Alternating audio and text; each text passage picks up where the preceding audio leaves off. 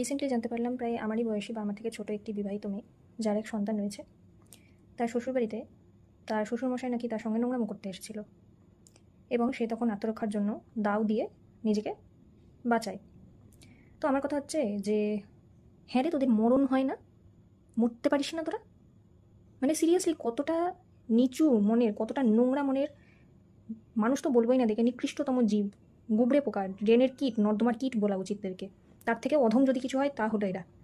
কতটা নিকৃষ্ট মানসিকতা, কতটা নোংরা নজর থাকলে নিজের কন্যা সমা একজনের দিকে কেউ খারাপ নজর দেয়।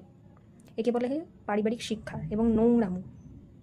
প্রত্যেক দিন মদের ঠেক বসবে বাড়িতে, তুমি বৌমাকে বলবা এই রান্না করে দাও, ওই রান্না করে দাও, সুস্বাদু আমার জন্য পাকওয়ান বানাও। তা করলে কী করে হবে দাদু? বুড়া বয়সে তোমার সুড়সুড়ি উঠেছে গায়ে, চেলাকাট দিয়ে মেরে মেরে এদেরকে ভাগানো উচিত। ও হ্যাঁ, একটা কথা তো বলতে ভুলেই গেছিলাম। এখন একদল লোক আসবে এই সুশুড়ি মার্কা দাদুকে ডিফেন্ড করতে।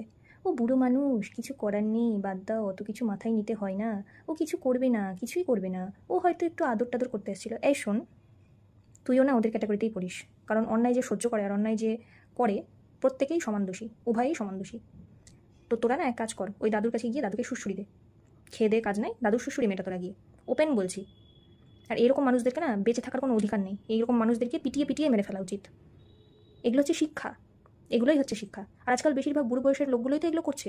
তাদের শরীরে যে কিসের এত যৌবনের রস উথলে উঠছে আমি বুঝতে পারি না।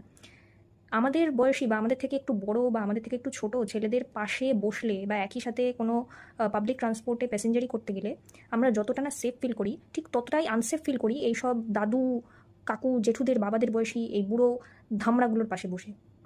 সিরিয়াসলি এতটুকুও সেফ মনে হয় না নিজেকে এই ধরনের অসভ্য ইতর মানুষগুলোর পাশে বসে। মানুষ তো এরা মানুষের পর্যায়ে তো পড়েই না, প্রথমেই বললাম। এই জন্য না ভালো শিক্ষার খুব প্রয়োজন।